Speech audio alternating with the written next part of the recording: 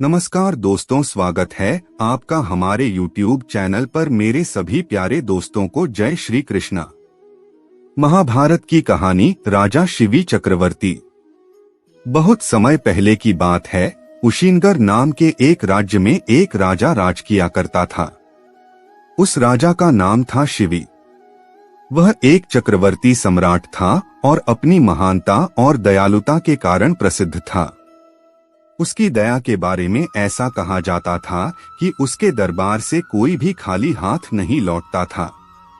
वह हर किसी की मदद के लिए हमेशा तैयार रहता, भले ही उसके लिए किसी भी तरह का बलिदान क्यों न देना पड़े। यही कारण था कि उसकी दयालुता के चर्चे पृथ्वी लोक से आगे बढ़कर स्वर्ग तक भी पहुंच गए।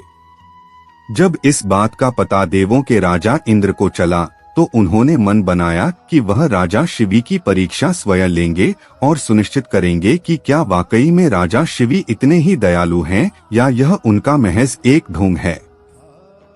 यह तय करने के लिए उन्होंने एक योजना बनाई और अग्निदेव को भी अपने साथ योजना में शामिल होने का निवेदन किया।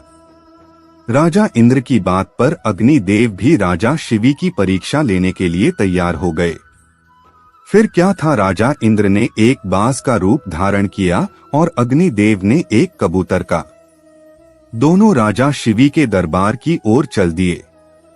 अग्निदेव कबूतर के रूप में आगे गए और इंद्र बाज के रूप में इस प्रकार उनके पीछे चले कि मानो एक बाज कबूतर का शिकार करने के लिए उसके पीछे उड़ रहा हो।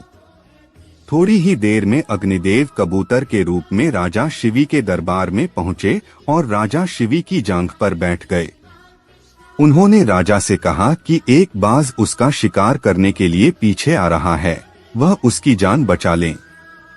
कबूतर की यह बात सुनकर राजा ने कहा, बिल्कुल भी चिंता न करो, मेरे होते हुए वह बाज तुम्हारा कुछ भी बिगाड़ नहीं पाएगा। मैं तुम्हारी रक्षा करने का वचन देता हूँ।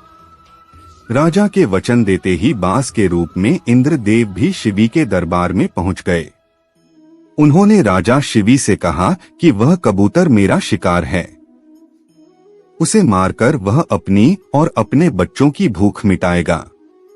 बाज की बात पर राजा ने कहा, मैंने इस कबूतर को वचन दिया है कि मैं इसके प्राणों की रक्षा करूंगा, इसलिए मैं इसे तुम्हें नहीं दे सकता।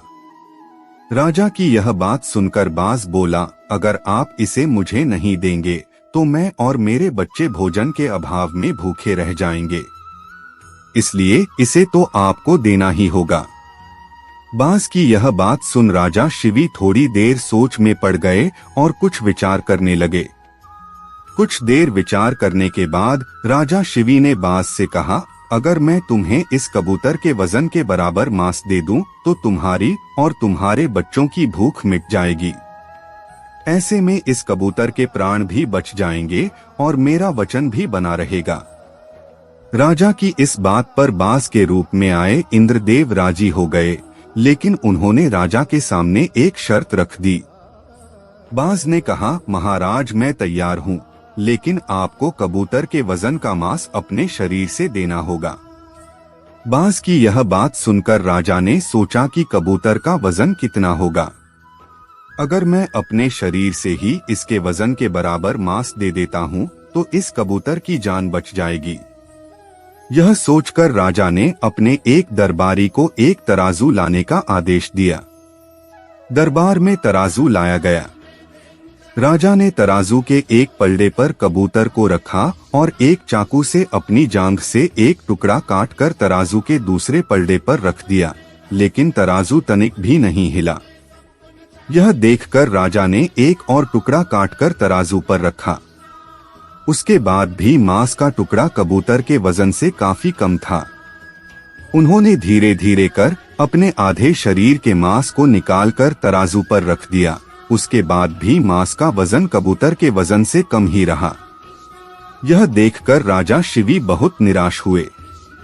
उन्होंने निश्चय किया कि अब कुछ भी हो जाए वह अपने वचन का मान रखते हुए कबूतर को बचाएंगे। यह सोचकर वह खुद ही तराजू के पलड़े पर बैठ गए और तराजू पर कबूतर का पलड़ा ऊपर आ गया।